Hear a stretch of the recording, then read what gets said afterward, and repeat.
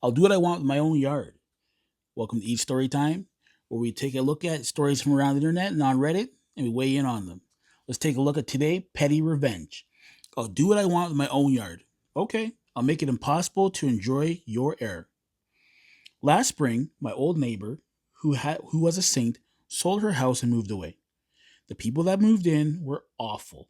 The guy, who we'll call Pete, owns some sort of a new black Mustang that sounds like it has no muffler, and he revs it up and down the subdivision streets in the evenings, literally 5 days a week. And a lot of people, myself included, sit on the back porch and watch TV during the summer. It is relentless. This guy also drives up and down the state highway that is on the other side of my house doing the same thing, but louder because it's a 55-mile-per-hour speed limit. You can hear it for miles. And he has friends over regularly in the backyard, and they sit there on weekends and some weeknights revving up the car. It's truly so loud that a bunch it's truly so loud that you cannot do anything but wait for him to be done. There was a big Facebook conversation in the HOA group, and a bunch of neighbors politely asked him not to do this.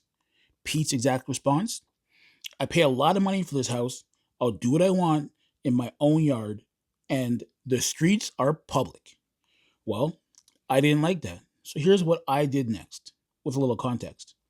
Our subdivision has about 150 houses on about 300 acres. It's big.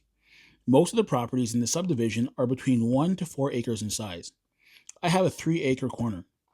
Due to an agreed upon land split sale 10 years ago between the HOA, all the neighbors within the vicinity, and the former owners, my next door neighbor's house, is on the smallest piece of property in the subdivision at 0.45 acres. The only the only side of Pete's house not bordered by someone else's privacy fence is the side that my house is on. Oh, nice. Okay. Well, I know from 15 years of living here that anytime I have a fire on the side of the yard next to Pete's, the smoke is guaranteed to travel in the direction of Pete's house. Here we go. I know this because I could never have a fire when my old neighbor was outside, as it would literally fill her backyard with smoke if I ever if ever the wood had a hint of moisture in it. So I moved my fire pit about a dozen years ago to the other side of my house and towards the road so that I could be a good neighbor. And Pete letting me know that he wouldn't quit making noise reminded me that I just loved having my fire pit right in the middle of my backyard. That's where the little pentagon in the diagram above, there's a diagram, so it just shows that now it's in the middle of the backyard. It took me a single weekend to dig up the pavers and blocks, move them back to my preferred spot, and get myself a fire going in my new fire pit. I just need to wait until Pete had people over. I made sure the inaugural fire was a good one. Pete had friends over, it was a nice day, and so I started the fire. Just got it just about started, and then I added all the wettest, grossest wood I could. And about 10 minutes later, Pete and all his friends were visibly upset by the stench, so they all went in. They came back a little later. I added more wet, nasty wood, then went in again. They went in again. I kept that up the entire day, and then I added a bunch of grass clippings to keep it going overnight. The next day, still smoldering, still smelling awful. I put out a Facebook post on the HOA website and let people know I'd be continuing to utilize my fire pit as often as possible so they could bring me their lawn scraps. I had about 20 people respond in a few hours saying their clippings were all mine. I kept that fire going.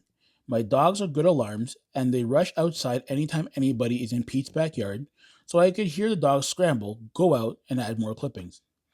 After about 3 weeks, Pete and his wife came out and very kindly asked me what was going on with the fire pit. She very politely informed me that her hair would smell like a campfire if she went into her backyard for any amount of time, and they could smell it coming into their house through the ductwork. He said it was making it hard for him to enjoy his backyard with his friends. They asked me if I could ease back with the fire because I probably didn't know that I was impacting so much of their home life.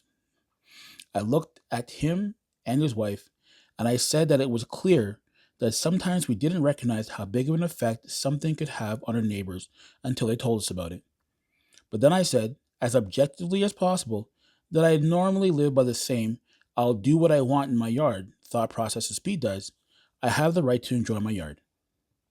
I looked at Pete dead in the eyes and said, And I know you support that because of how the conversation concluded about your car. Right, Pete? He looked at me like I scratched his favorite CD. He knew what I was doing. And his wife looked at him, and it just dawned on her. She said she gets it, and we won't hear the Mustang anymore. I said, thanks. I took a gamble and put the fire out right after that. It was the right call. I haven't talked to them since. I'm not too concerned about that because I haven't heard the Mustang since either. All in all, a good case of petty revenge. Way to go, man. That's good.